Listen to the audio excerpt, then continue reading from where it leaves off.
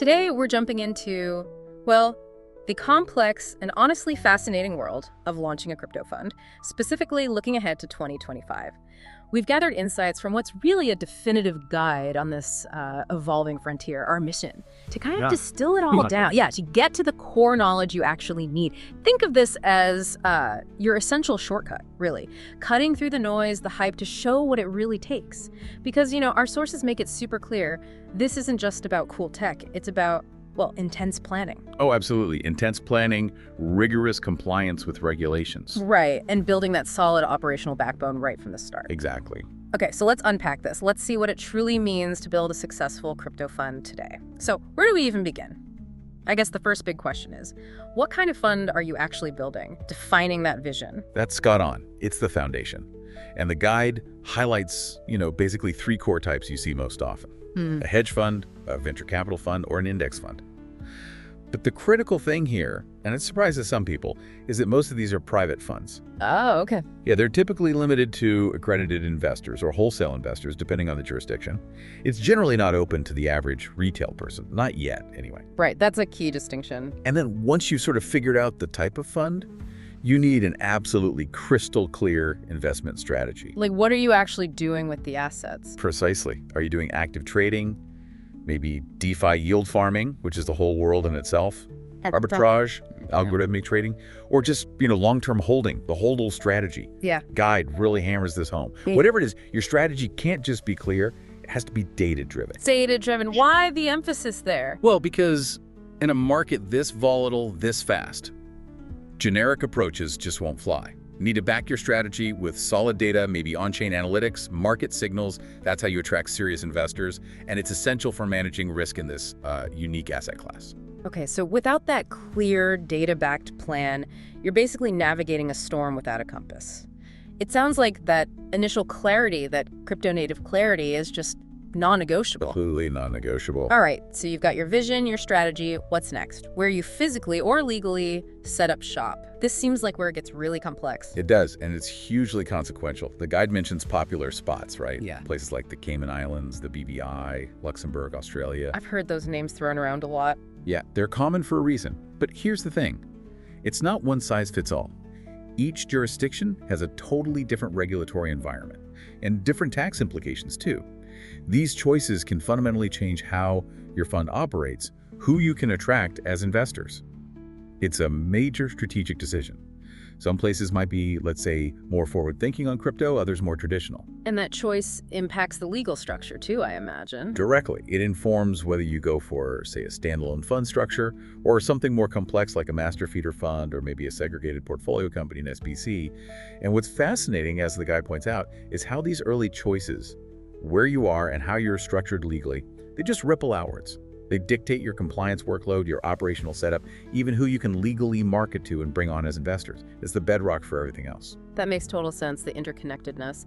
And speaking of compliance, that feels like the next big hurdle, navigating the regulatory maze, especially in crypto. You're absolutely right, and it's arguably one of the most dynamic and challenging parts. The source material is emphatic.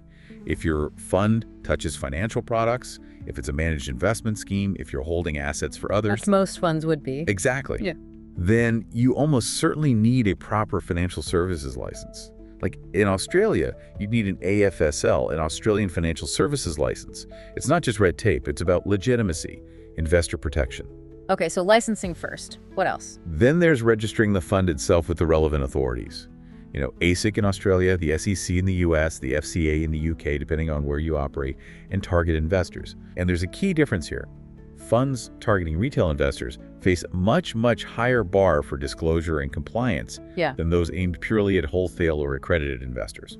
Much more scrutiny. Right. And then you absolutely cannot forget AML and KYC, anti-money laundering, and know your customer. Yeah, standard finance stuff, but maybe more critical in crypto. Arguably, yes.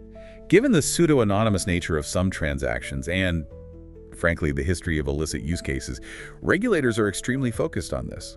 You need robust processes to verify who your investors are and monitor transactions. And is that it? Get licensed, registered, do KYC? Oh, What? definitely not. It's very much an ongoing process. Continuous compliance is vital. That means regular reports to regulators, submitting to external audits, having strong risk management systems. It's constant work to meet the standards and protect investors. Wow. Okay, this brings up something I hear constantly. The regulations themselves are changing so fast. I mean, definitions of tokens, what's a security, how do you even keep up? That is the million-dollar question, isn't it? And the guide really highlights this challenge. It requires a proactive, almost obsessive focus. Obsessive sounds about right. Yeah. You can't just wait for regulatory updates to land in your inbox. You need a dedicated compliance team or really good external legal counsel who specialize in crypto. They need to be constantly tracking proposed legislation, court cases, even subtle shifts in regulatory guidance, often across multiple countries.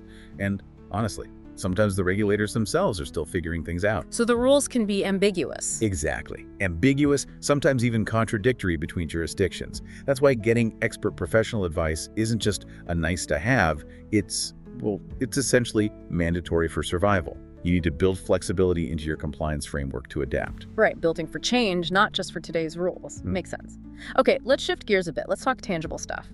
The money to get started, the capital, and the actual operational nuts and bolts. Okay, yeah, the practicality, so capital requirements, these are literally table stakes in many places. The guide gives an example, like in the UK, certain crypto activities might need a minimum capital base of somewhere between, say, £150,000 and £350,000. Okay, that's a significant chunk. It is. But the key thing is, these numbers aren't universal. They vary massively depending on the fund type, the activities, and critically, the jurisdiction you chose earlier. Right, those earlier decisions again. Exactly. And this capital isn't just a barrier to entry. Regulators often see it as a sign that the fund managers are serious, financially stable, and committed. Okay, capital.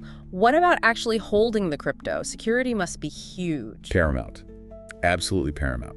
The guide stresses you must appoint a qualified, regulated, and ideally insured crypto custodian. Not just keep it on a hardware wallet in a drawer. Definitely not for managing other people's money.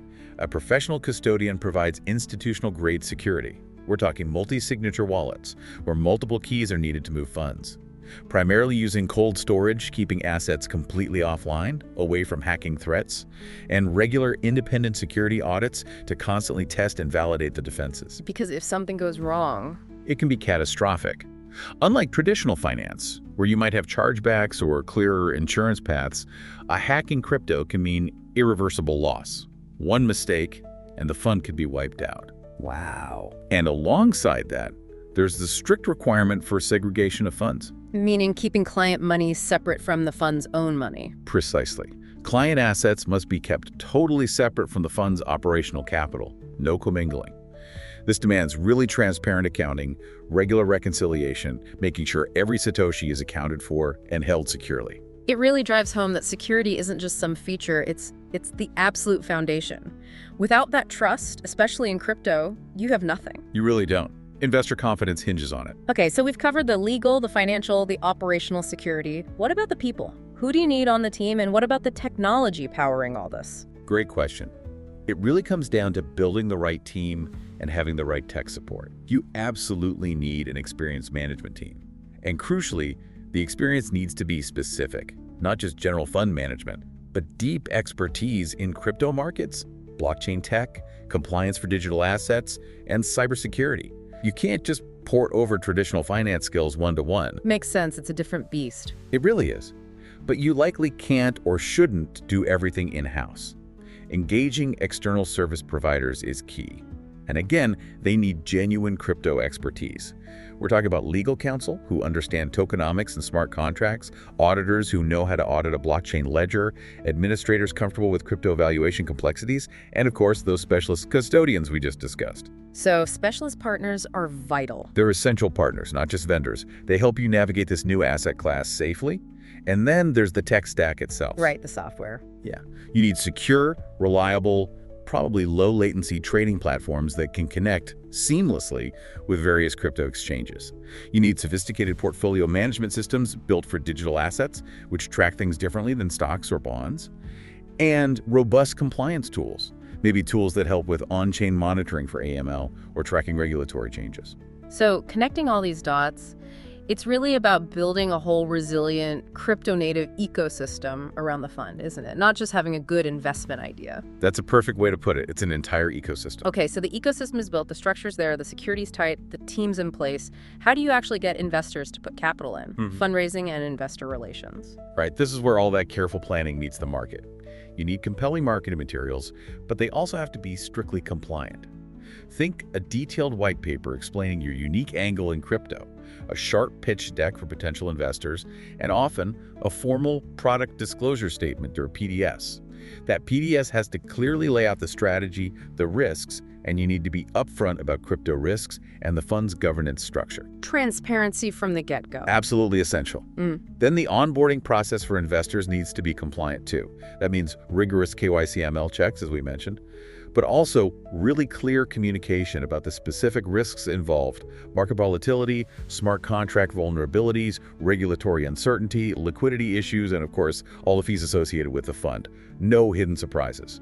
You want informed investors who understand what they're getting into. Exactly. And that communication doesn't stop once they've invested.